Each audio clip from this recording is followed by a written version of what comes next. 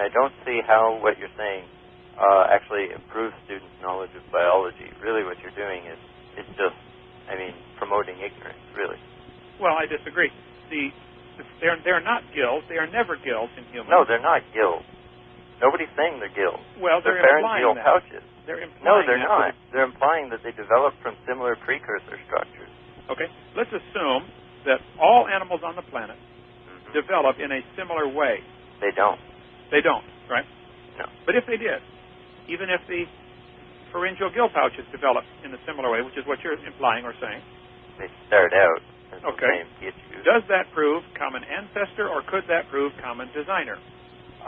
That's where you're wrong. I think it does not prove conclusively. It supports the view of common ancestry. Why doesn't it support the view of common designer? Well, why would it support the view of a common designer? Well, if I notice, there's 8 or 10 different types of bridges in the world. There's the truss type, the suspension type. Right. Okay. I notice all of them have similar construction designs. They all start with a foundation. Right. Wow.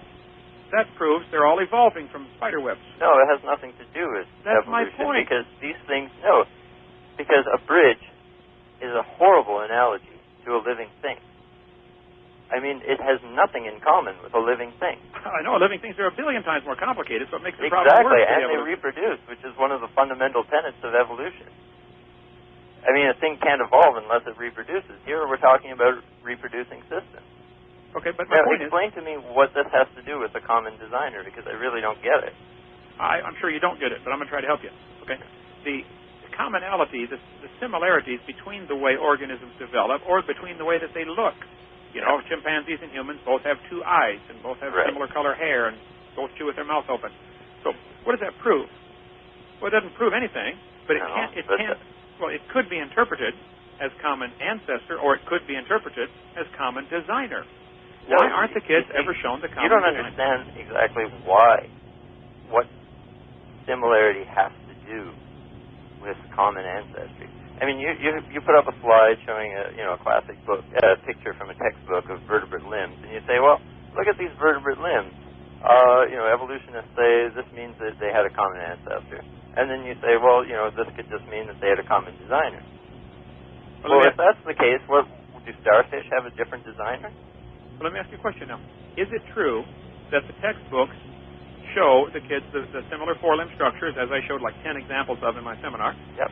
And then the textbook says, this is evidence of a common ancestor. Is that what the book says? It is evidence of common ancestor. No. It is evidence that they're similar. Yep. Why are they similar? Well, that's a good question. There you go. It's not evidence of a common ancestor. It's evidence that they're similar. What you don't understand is this explains the distribution of similarities.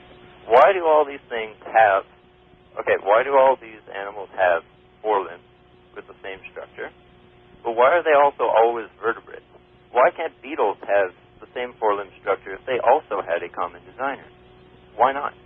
Well, why do all motorcycles made by Suzuki, Honda, and everybody else have 2 wheels, and all cars have 4 wheels? It's a common design. Machinery is a horrible example. This has nothing to do with living things. They're not living things. I don't see why you insist on using machinery. Well, I'm trying to get you to see. Well, I recall from my old biology classes in high school that they would oftentimes, all the time actually, and I recall one time specifically, they used a spring mechanism to contrast a biological function. And sure, you can draw an analogy to a functional system to avoid physical laws to explain how something works. But we're talking about where things come from. Well, I'm trying to give analogies to help people understand. It is true that there are similarities between many different types of vertebrate animals. But even in the vertebrate kingdom, if you look at vertebrates, there are bazillions of differences. Exactly. Okay. But how do you explain the distribution of similarities and differences with a common designer? How do you explain the nested hierarchy of form? Okay. Let's take a nested hierarchy of, if I don't compare it with living things, I have to compare it with something inanimate. That's about the 2 choices that there are. Right, but again, it's irrelevant because inanimate objects don't reproduce. Well, I understand that. And so they don't have the potential to have common ancestors. So it's an irrelevant analogy. It's ridiculous. Okay. Have we ever observed, let's just take dogs, for example. Yes. There are 400 recognized breeds of dogs, plus all the mutts in between. Mm-hmm. Has anybody ever observed a dog produce something that would be classified as non-dog? No, because that's exactly how evolutionists classify things in the first place. They classify things by common ancestry. So if it came from a dog, it would still be called a dog. Wait. Think what you just said. Evolutionists classify things by common ancestry. Yep. So if they're classifying it based on their theory, of course it's going to match their theory. Duh. Not really, actually. Think about it. No, think about it, because it would actually be a falsifying point if you could find something that couldn't be classified. Take something like a vertebrate that can't be classified. Okay, where's the platypus fit in? Okay, this is brilliant. I love this. I'm so glad you picked out the platypus. This is absolutely brilliant. What does the platypus have to do with anything? Platypus reproduces. You get upset when I say something doesn't reproduce. The platypus reproduces. Yeah, let's take the platypus. What did it evolve from? I from? happen to be looking at a platypus picture right now. Okay, what did it evolve from? It's a mammal. Are you okay? You're sure it's a mammal? I'm absolutely 100% certain it's a mammal. Because somebody decided, here's the qualifications of a mammal, right? If I decide to call my finger a hammer, then it's a hammer, okay? No. Yeah. I mean, people have to agree that that's what it is. There has to be some basis for agreement. All the people have to agree. Okay, your finger is not going to be called a hammer because I'm not going to agree to call it a hammer because it doesn't function what everybody else calls a hammer. Okay, well, everybody else doesn't agree with your evolution theory. I mean, 60% of Americans do not agree with it. Every biologist does. No, they do not. Well, 99% of them. No, you're making up that number. Okay, whatever. According to the New York Times. Anyways, let's talk about this platypus. Let's get back to the question. The platypus. What did the platypus evolve from? A mammal. It is a mammal already. It's still a mammal. Yes. Was it at some time in the past, long ago and far away, a non-platypus? No, it can't be because we're talking about a platypus. We're talking about the origin of the platypus. Yes. So that ontological object, a platypus, originates from a prior organism, which we would call, we don't know what because we don't have an example of it, which is fine. Okay?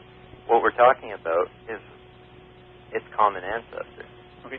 Does the platypus have a common ancestor with a dragonfly? If you go far enough back. Yes. You believe it does? Yes. Now, do you see that what you said is a faith statement, not a science statement? No, I don't see it as a faith statement don't. Because somebody could actually falsify that statement. Okay, because How would you falsify that? Yeah, how would you falsify that? How would you falsify that? Okay. Take an example of... Okay, well, take your example of a platypus and a dragonfly. Okay. And say, what would we expect to see if two things share something in common with each other, or if two things have a common ancestor? If two things are closely related to each other, we would expect to see more in common with those two things. Wait. Than with certain other things. You're giving evidence to support this. How do you falsify it? You just said you can How do you falsify it? Yeah, how would you falsify it? Not what would make you think well, this. Let's take an example. Let's find a chimeric form. Let's take something like, okay, well, what makes these two things, what unites these two things, okay? We know that they're both bilaterally symmetric. Okay.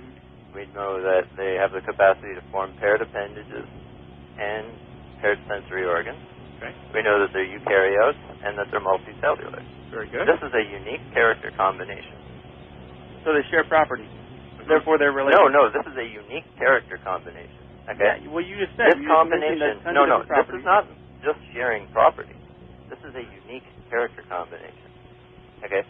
Find an example of a dragonfly, say, with a plant cell wall, or a dragonfly that uses chlorophyll. Hold on. If I found a dragonfly with a plant cell wall, you would herald this as evidence that they are compared and related to plants. No, I wouldn't actually, because I wouldn't explain that because there's an agreed upon phylogeny of the animals and plants. And so if you violate that phylogeny, then the phylogeny is falsified. If you find something that falsifies this, which would be a perfect example would be something chimeric, like a dragonfly with a cell wall. Think about how ridiculous then you would have disproven the theory, or you would have saying, at least falsified that hypothesis.